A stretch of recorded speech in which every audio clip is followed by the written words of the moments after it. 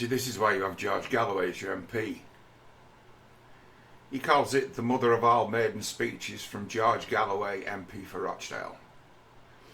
Now, many of the themes in this speech will be also familiar to people who watch my channel. I'm just saying, it's not because I'm, let's say, right or prescient. It's because this is what people talk about around here. So let's just have a listen to George. For the first minute of it, he teaches everybody something about a former MP that we really didn't get to find out for ourselves, because he spent most of his time as our MP off sick in ill health, hospitalised with the COVID, and then hospitalised with one thing or another. So we never saw the best of Tony Lloyd. But from what George is saying, George has known him for about 40 years, and he has a lot of nice things to say about him. But after that, we get to talking about this place, and he really only scratches the surface. But it's quite clear that he's actually been listening, and he understands what's going on. As to where everywhere George has gone, everyone he's spoken to has said, we have to do something about the council. Now, George Galloway has been in contact with me. He's offered me a place on the committee of the Workers' Party of Great Britain, which I've refused. Because, like it or not, I'm not a socialist, and I would be a fly in the ointment, because I don't agree with George Galloway on his stance on the Israeli-Gaza conflict, and I never will. So it's a matter of, I don't want to upset your apple cart, I don't want to rock the boat for you. So I don't want to be the fly in the ointment in your party, but hey, doesn't mean that I ain't going to be involved. It doesn't mean that I won't be backing somebody else's play. But if the goal is to bring down or get rid of the controlling majority of Rochdale Council, I am all ears and ready to do war for Scotland. I may be an Englishman, I may be a Rochdalian, but I was born in Scotland. I'm like Moses. I was born in Scotland, grew up upside, and then returned to Scotland. I've been back in Scotland for 18 years. So this is my place. This is my manor. And yeah, I'll certainly be looking to do something in my own neighbourhood. It's like I might not be in the best of health, but hey, this ward only runs from like here to like half a mile down the road, and then half a mile up the road. It's like I'd have to be really in bad health, wouldn't I, if I couldn't operate right where I'm sat. So let's see a George. Madam Deputy Speaker, even in Parliament you can't be a maiden twice. But I hope you'll permit me a moment of my 8 to pay tribute to my predecessor, Tony Lloyd, as he then was, when I first met him at the Labour Party conference more than 40 years ago. He, a young left-wing engineering union delegate, me, even younger, from the Transport and General Workers Union. We became fast friends then, and remained so through all the decades. We marched together against nuclear weapons, against the repeated massacres in Gaza at the hands of the Israeli occupation forces. We voted in the lobbies together against the renewal of Trident submarines. Tony Lloyd was a significant figure that should never be forgotten in this House, and certainly will not be forgotten in the Greater Manchester arena, where he was born and where he practiced his sincere political artistry over so many years. The Labour Party, of course, is not the party today that it was back then, and in this speech and in later speeches, I hope, if God spares me and you allow me to catch your eye. But Tony Lloyd, notwithstanding the very poor odour in which the Labour Party is held in the town of Rochdale, the only thing that unites the entire town of Rochdale is antipathy towards the Labour Council in the beautiful new refurbished town hall. And that's something we intend to change in just a few weeks from now at the local elections. But notwithstanding the poor odour of the Labour Party in the town, everyone respected and admired Tony Lloyd, Sir Tony Lloyd, as he was to become. And I'm grateful to you for allowing me to begin my address on this, the 7th time I have been elected to Parliament with today. The minister was bright and breezy, but frankly, all the spices in Rochdale could not give flavour to what can only be described as a nothing burger of a budget. An absolute nothing burger, and the response from the so-called opposition in this House equally vacuous. The shadow minister bridled when the SNP accused them of accepting the Tory spending limits. But he had no right to bridle, because everything that is being said by the leader of the opposition, by the shadow Chancellor of the Exchequer, accepts the economic orthodoxies of the Conservative government. And look where these economic orthodoxies have led us. The minister talked breezily about children getting help where they need it, busy doctors and nurses in the NHS. What about us in Rochdale? We have a new infirmary that's like a ghost town, Madam Deputy Speaker. Do you know that in Rochdale you cannot give birth? No one in the town of Gracie Fields will ever again be able to say they were born in Rochdale? Strange one, that, Gracie Fields. She was called Gracie Stansfield. And Lisa Stansfield is supposedly like her great-grandniece or something. Now, she's related to my family by marriage. My Uncle Martin is married to her cousin, or was married to her cousin. So what does that make? What does that make Gracie Fields, who was a global superstar many years ago? What does that make her to me? And the answer is absolutely nothing.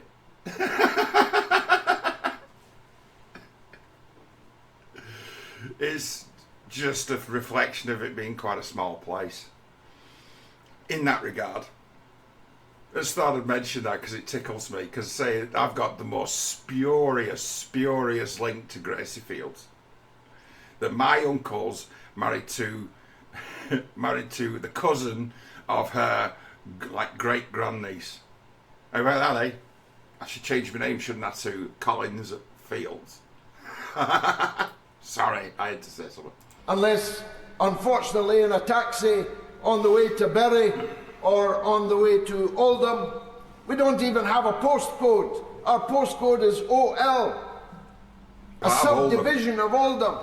This town, which was once one of the most prosperous in England, is now one of the poorest, abandoned, not just by the government, but abandoned by the Mayor of Greater Manchester, for whom I have no animus, quite the contrary, at least until recent weeks. But he has to understand that he's the Mayor of Greater Manchester, not just the Mayor of Manchester. What about the towns around Manchester who get the wrong end of the stick? Imagine a town where you can't be born. Imagine a town where you can't die. They've taken away the A&D service also During my campaign, That's not 100% true. Sorry, George.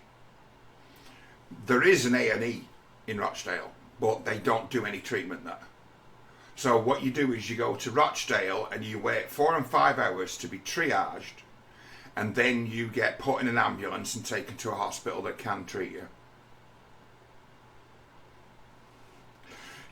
If you've broken an arm or a leg, it can be treated in Rochdale. And they've got a pathology department, so they can take your blood tests, so they can actually diagnose most things in Rochdale. And if you were, as I've been, having a heart attack, they can resuscitate. That's it though. Anything else, you have to be put in an ambulance and taken to Oldham or Bury, and then you have to wait in the ambulance until those hospitals can take you. So we've actually got paramedics around here who act as babysitters.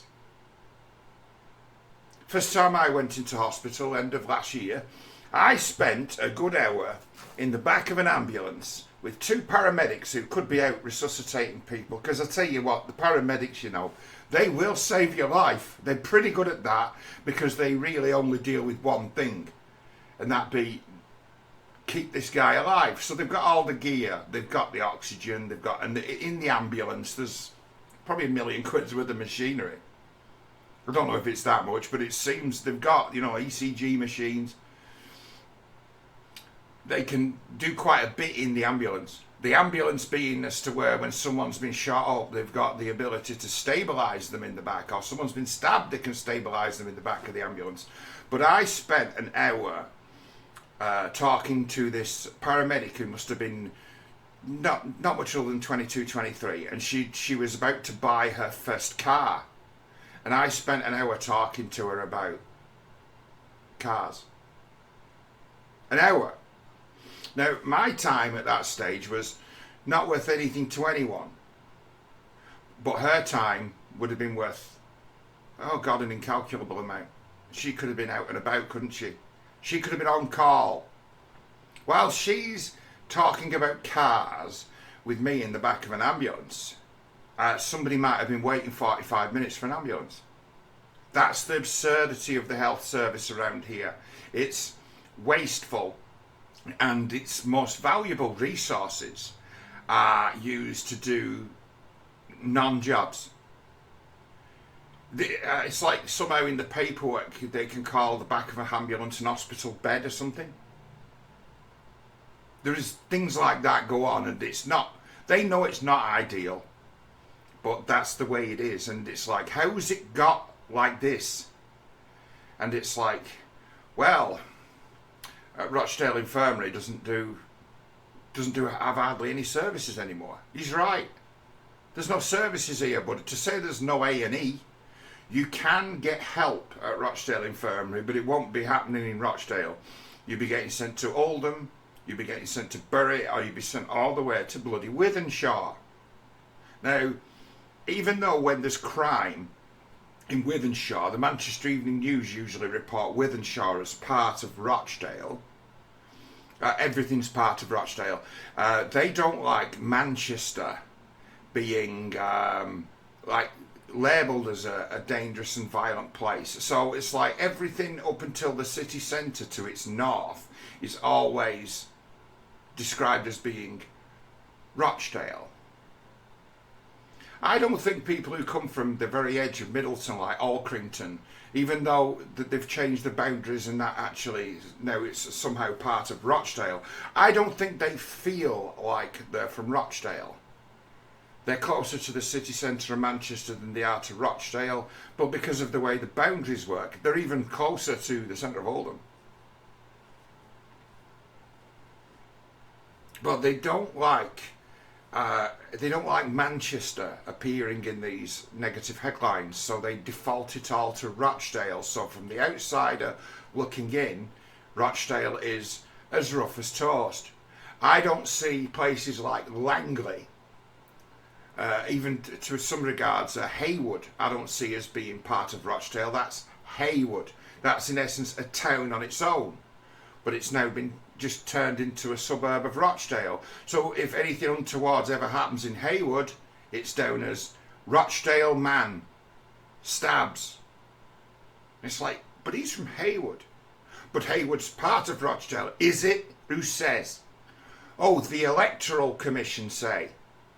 Oh. It's like there's idiosyncrasies in this part of the world where they've turned Manchester into this city-state that includes Rochdale. And then Lancaster, what was the old county of Lancashire, which we were all in once. That still exists, but there's actually towns to the north of us like Burnley, Blackburn.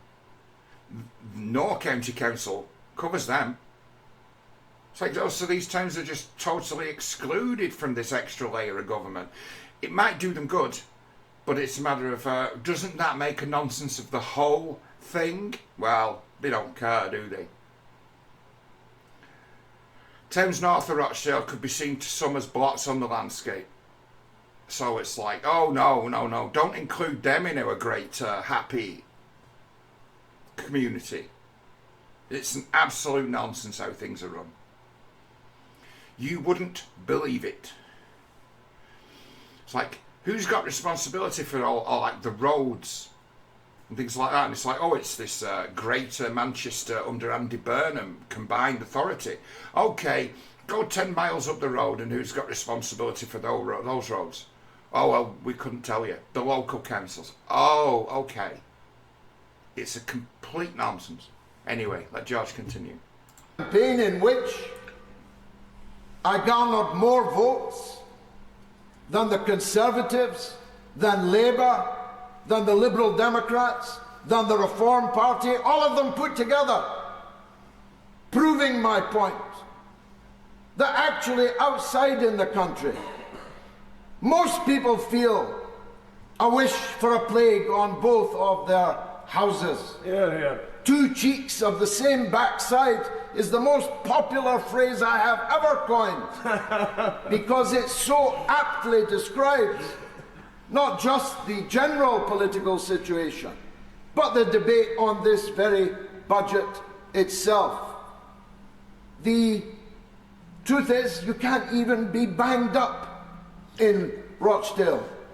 If you get arrested, there's not even a police cell that they can take you to. Yeah, they take you to Collyhurst, which is about half a mile outside the centre of Manchester. So if you get picked up in Rochdale, even regardless, because Rochdale doesn't have a police station, it has a police station and a sign that says police, but the only functional part of it is the office at the front where you can make inquiries. There's no cops there. They still use it as a car park, and they probably still use the workshops, the mechanic workshop in the car park underneath it. They still use that. But there's no cells. There's nowhere for you to be locked up, charged. So when you get arrested in Rochdale, or when the police are called, they don't come from Rochdale police station. There's no cops on duty. So it's like if someone says, I'm calling the police, you're a criminal. You're like, okay, we've got 25 minutes to get finished. If there isn't someone around already, which is, there isn't. It takes a long time for them to get there. They could be coming all the way from Manchester. Now this is a loophole that's enjoyed by people in the next village north of Rochdale, which is called Whitworth, Bacup, those places. Police come from all the way from Burnley. They come from 15 miles away. So it's a matter of call the police around here. You'll be lucky. There is a police station. There was a police station in Rochdale once, but it's outside of their jurisdiction. You could do the, the sort of criminal across county lines scam, where you'd be from Rochdale and you can get on a bus for 10 minutes and cross over into Rossendale, and you're out of the jurisdiction of Greater Manchester Police. Them cops in Rochdale might know you're up to no good, but they can't follow you into Whitworth. And the cops in Whitworth are based in Burnley, and you could be anyone to them. They don't compare notes. In some regards, they appear hostile to one another. in competition, totally compartmentalized from each other. And, you know, criminals know this, people are up to no good know this, and they know the police aren't coming. They know it. The logistics of the job of getting a policeman there can't be overcome. No matter how much power the government has, they cannot teleport a police car. It has to be seen to be believed. It's outrageously stupid how it works, but that's how it works. That's how it is around here.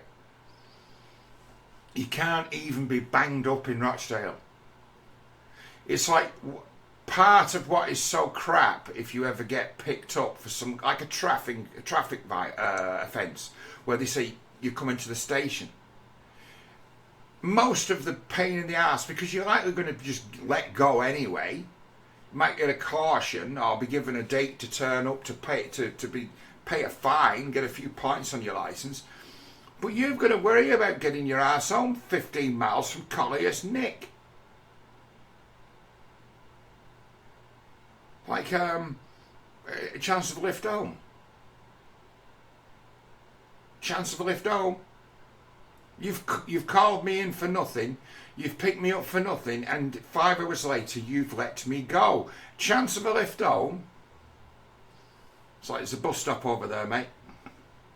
In the course of the campaign, an old lady in a care home fell ill, took a turn. The ambulance took 45 minutes to reach her and didn't know where it was going to take her. And neither did her relatives gathered around anxiously. Aye, Lester was hospitalised. The paramedics, right, they were in the same situation. Where do we take him? And I said, take me to a place where you can get a blood test done the quickest. And they're like, yeah, you're right. Yeah, you're right, yeah. So that, and I'm like, that's the information they want. That's all the information they're going to want for me. I'm a regular. They know about me. Take me to the nearest place where I can get a blood test done. The quickest place for a blood test, take me. So they took me to Bury.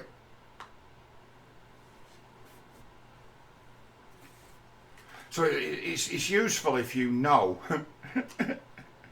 what the doctors are going to want to do at the other day. It's useful. It's not always available to you. But if you know the procedure of what's going to come next, it's quite helpful, because you can then instruct the paramedics where to take you, because they usually don't know. They have to get on the phone. For general things, they have to get on the phone and ring round the hospitals asking, can you take this stricken person? It's like, I'd only had a heart attack. I was only in cardiac arrest. It's surreal, the National Health Service around here. And it's an ordeal. And the ordeal could kill you. On top of what your problems are, the ordeal of being hospitalised will see you dead. If you're weak, if you're old, infirm. The ordeal of being hospitalised and then being sleep deprived for your entire stay. And the being 80 and 90-year-old sat in a chair in a corridor waiting for a bed. That kill you. Kill you. They have idiosyncratic ways about them that if you haven't got an hospital bed, they've no one to book your meals to, so you don't get fed. You have to have someone, if you're going into hospital, you need a relative to bring in a picnic basket for you. Otherwise, you're not going to get fed. No food.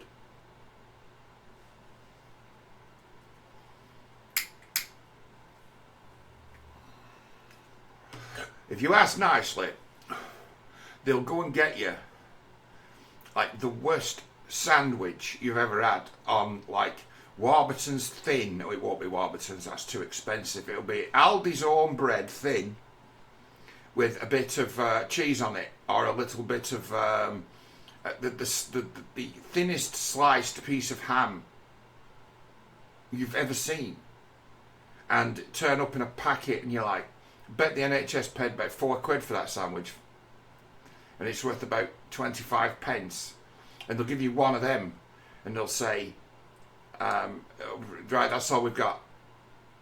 They're in short supply, so if you're lucky, you'll get a sandwich. Really, you have to go when you're being transported to hospital. Your best bet would be is if you could ask the paramedics on the way nicely to stop at a service station and pick you up a couple of proper sandwiches or something that'll keep you going, because you're not going to get fed when you get there. You could be waiting days for a bed. And it's like, the people who work there are not dicks. It's not that they're hopeless, it's that they're overwhelmed. They hate it as much as you do. So when you get there, you'll get a lot of sympathy. You'll get, yeah, we know it's bad. Sorry, sorry, sorry, sorry, sorry, sorry.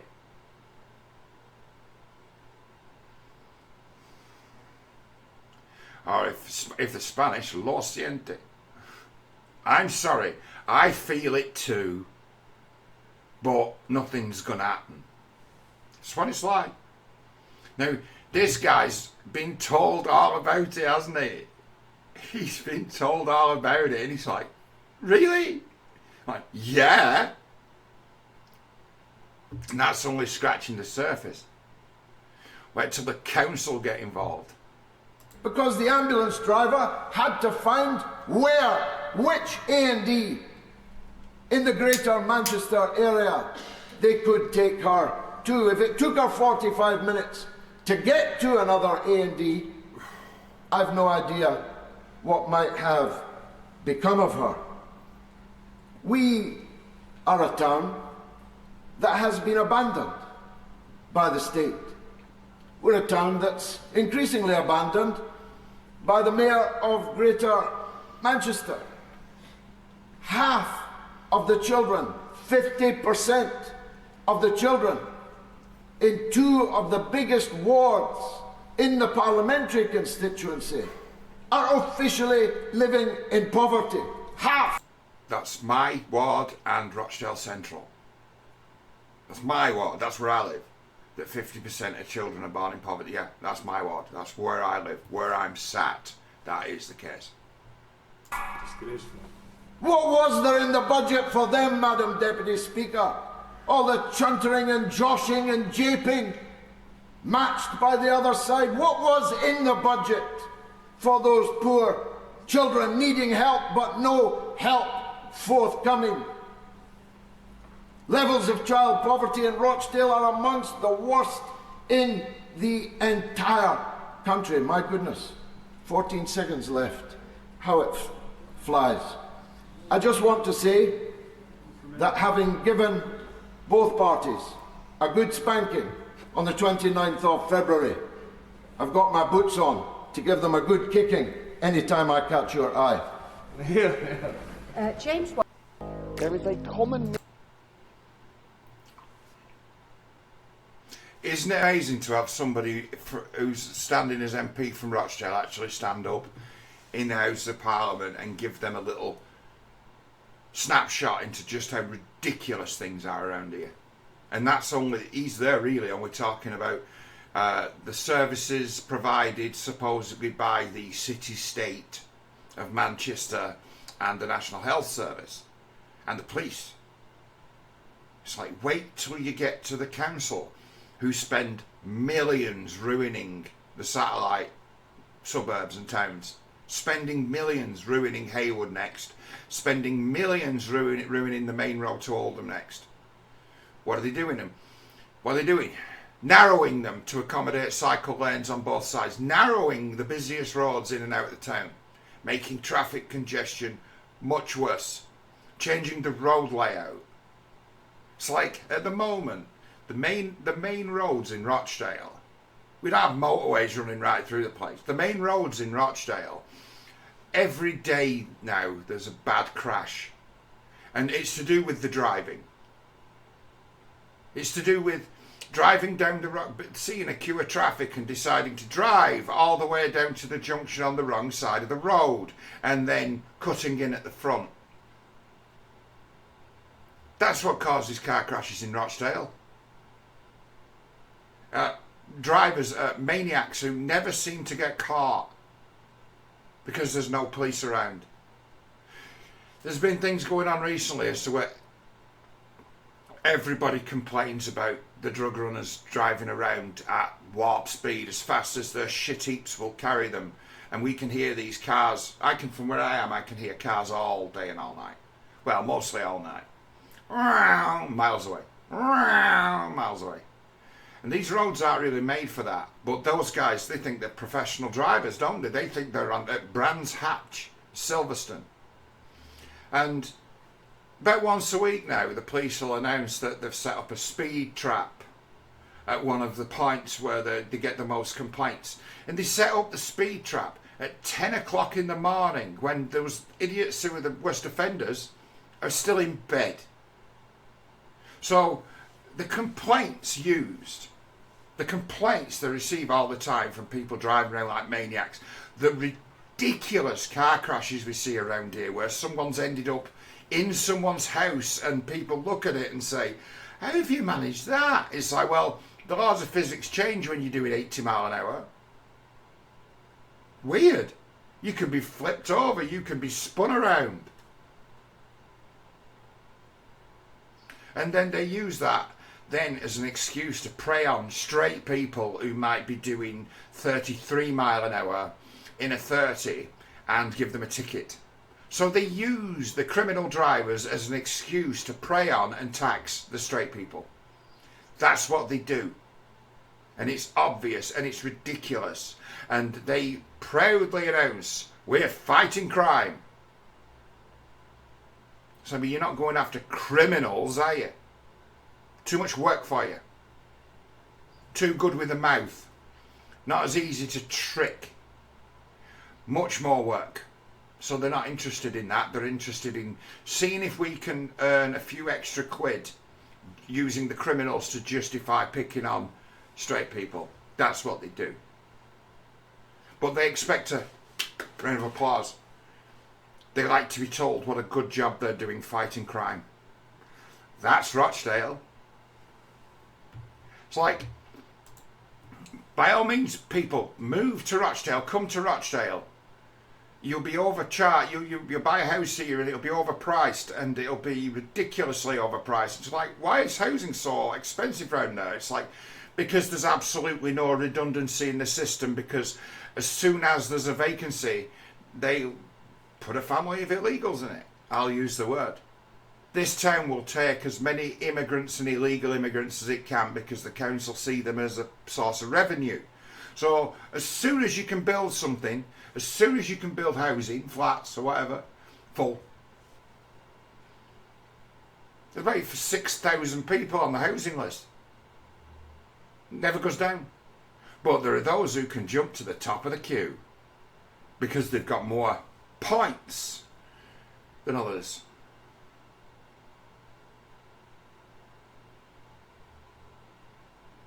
It's a ridiculous place. It makes no sense. And the council's number one priority is to be seen as the greenest council in Britain. That's their goal. That's what they'd like to be seen as. Oh, we've got the greenest town. Look at what we've done. Look what we're doing in our fight against climate change. Their idea of a fight against climate change is to take a perfectly good road that's busy and narrow it, spending millions, and say, oh, we've made it greener. It's like, no, you haven't. You've increased congestion. And you've also made it so there's nowhere to go. So it's, the things they do are as stupid as the removal of hard shoulders on motorways, which are death sentences for people whose cars break down. You'll get these electric cars where the battery's now getting to like 2 and 3 years old and doesn't hold the charge quite so well as it once did. So it then becomes more difficult to judge how much range you've got left, and then get some heavy rain and some snow as to where the heaters come on. The heaters have to come on, and the windscreen wipers have to be running, and you have to have the radio on because you want to know if the bloody roads are still open that you're driving on, and then find yourself running out of power sooner than you might have thought, and then find yourself on no hard shoulder, and the first heavy good vehicle along unable to stop is going to fucking kill you. It's almost as stupid as that. But they call themselves the greenest council in Britain. And they put out plans all the time. This is what we're going to do. They've done it this week. This is what we're going to do to Haywood. Artists' impressions. We're doing a consultation. Tell us what you think. And everyone's objections thrown out. Well, you're just climate change deniers, aren't you? They make it everything about that and then just throw out your objection. So when they say they're going to do something, it means they're just going to do it because they're not going to listen to any objections. That's Rochdale. And no one can stop them because of the whopping 30-odd seat overall majority they've got. It's like the largest party, there's 60 councillors in Rochdale, 60, and 46 of them are Labour, 9 of them Conservative, no Lib Dems, and then a few independents. That's it. That's it. They can't ever be defeated. Any motion that they put forward's a rubber stamp. Bang. They just do whatever they want. And they don't think. And they spend millions on things that people are head scratching saying, why have they done that? And can't stop them.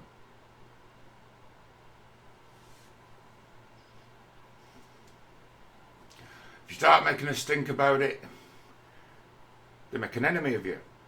That's Rochdale. There's a meeting on the 17th. I'll be attending it. I'm not joining the committee of the Workers' Party of Britain, but I'll be attending the meeting.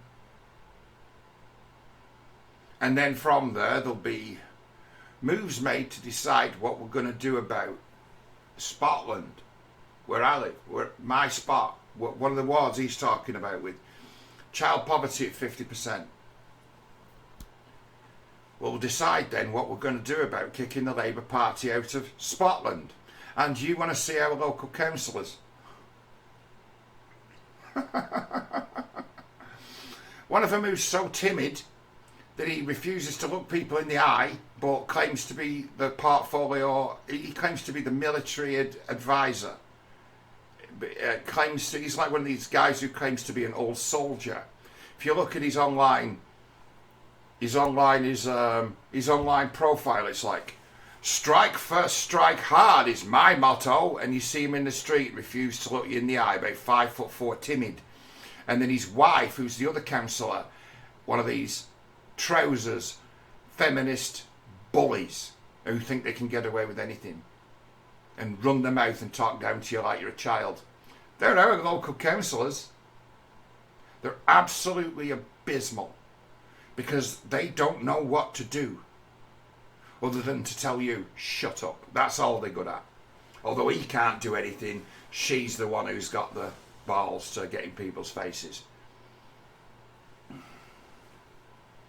The fella, strike first, strike hard. He couldn't deal with, I don't know, a mole in his garden. He couldn't deal with cats that shit on his lawn. He's just nothing. Nobody. Strike first, strike hard is my motto. I'm a fighting man, an army guy. It's like, you're a fucking liar. It's like he's the chap who, he in this ward, he's a private landlord who owns 44 properties. and claims to be on the board of an oil company. And if you go to a company's house and look up what it is, he's part owner of a petrol station in Bradford. But he talks up something completely different. He was found guilty of election fraud in the last local election, where he voted twice. Once in his own constituency and then another for one of his friends. And then when he was caught, he claimed he didn't know the rules and he was let off. No sanction, no caution, no criminal proceedings. It's illegal doing what he did, and he was forgiven because they accepted his excuse that he didn't know the rules. And he's an elected official in Rochdale, and he gets away with lying like that to get off with being, should have been kicked out of the Labour Party, but no, they forgave him. That's Rochdale for you. By the time we had somebody, you might love or hate George Galloway, but there's a chance he might fight for our end. He might actually fight for us. And it's like, that's so much better than nothing. It's more than we could have hoped for with any other candidate getting in. As good a lad as Dave Tully is, he's not the one to take the fight to the council. But you bet your ass George Galloway is.